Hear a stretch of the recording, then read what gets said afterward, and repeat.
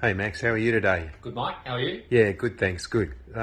So today, just for conversation for our customers, a lot of our customers have recently been coming to the store, and their main question has been, should you have more than one shoe in your shoe rotation? So, based on all your experience as an athlete and also working here in the running company, can you just give some information and guidance as to that question, which is, if I'm new to running, or I've been running for a little while, is it a good idea for me to have more than one shoe in my rotation? So what are your thoughts on that, Max? Well, a few different things to consider. Obviously, it's very, very much individual.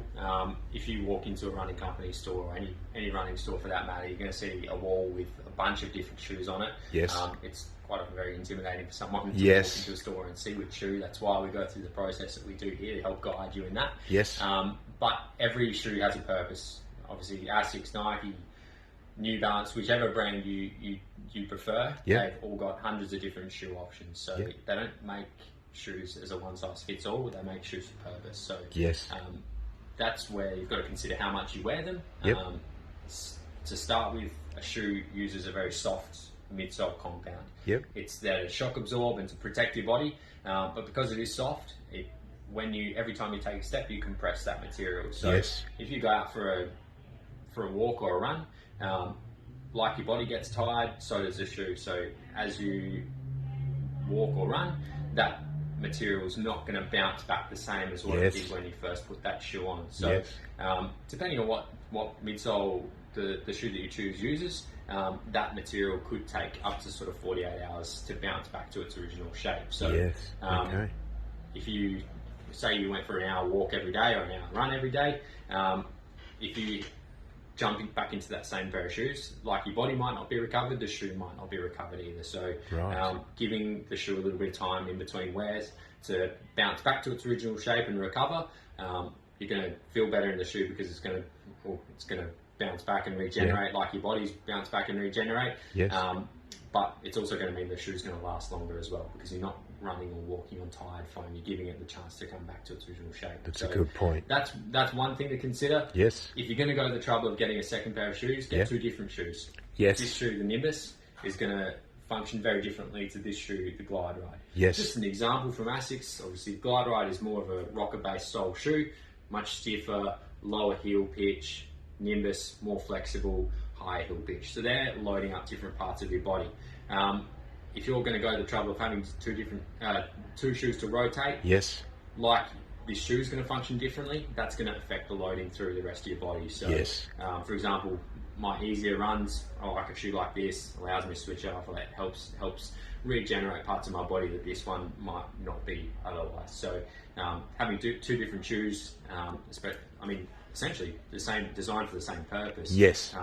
Both high mileage road running shoes, both Yes. neutral base, but yeah, loading up your body differently.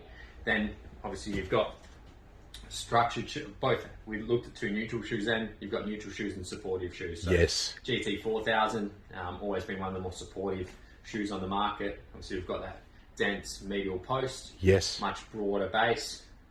Yes. Obviously a bit more of a purpose as to why you rotate your shoes. The person that uses this probably doesn't necessarily need this. Yes. But even some people potentially can get away with something like this. Yes. Maybe a little bit too much, but some people will like to have a shoe that does have that little bit of correction within their gait as well. So that comes into play, doesn't it, sometimes? Fit and function. Yeah, exactly. And that's something that we go through with you here. Yep. Then you've also got surface. What surface are you Yes. running or walking on? Huge. Obviously, this is designed as a road running shoe, fine for a little bit of gravel, but if you're going to jump on to technical single tracks Yes. up in the hills, which many of us do, Yes. that's something like a trail shoe is going to be a much better option. Yes. It gives that bit more traction. The shoe itself is, a very extreme example from Yeah. zero drop, but a trail shoe is generally going to be that little bit lower to the ground anyway, give you that more natural feel, give you a bit more control. A trail shoe is generally going to have a little bit more traction on the outside, Yes. much more aggressive than say the Nimbus just here. The shoe itself is going to lock you in and give you that confidence off-road that you need, which this one won't. a road surface is generally nice and flat. Yes. Trail is completely unpredictable, so you need a shoe that's going to be ready for that unpredictability. That's and then awesome. That's obviously from more of a mileage point of view. Then you want to going to want to go fast as well. So Yes. that's where this doesn't really feel that good running quick. Whereas you chuck a shoe with carbon plate, nice super foam, that's going to give you that extra edge that you need on race day, or even for training as well. Obviously, we've got the training versions of all these super shoes now, but you want a shoe that you put on and you feel really good and you feel fast, you feel ready to go. That's where a race day or training based shoe comes in. So it's a good point to you raise, isn't it? Because the question that we've had on the shop floor has been, say, for instance, those super shoes.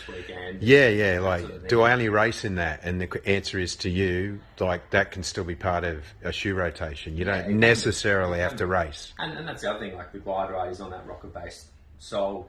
Most of your racing shoes now are on that rocker based sole, and the idea behind rocker is to conserve energy. So yeah, I mean, you go from this, we've got the Alpha Fly, Vapor Fly, and you've done Super Comp. Again, the Super Comp's not necessarily designed as your race day shoe. Yes. From an elite point of view, they have another shoe, RC Elite, that does that. Yeah. But that's something that you can get the super shoe feel. Yes. But a slightly more protective option that you can use for your logging your longer training-based sessions. Yes. So, that's amazing. That's really good, Max. So really appreciate your time this afternoon. And so yeah, for everyone that's just watching, probably a good idea to indeed have more than one shoe in your rotation. Very individual. That's the key thing. That's the key. It's all right for me to have lots of different shoes because I'm running lots 10, 12 times a week. Yeah.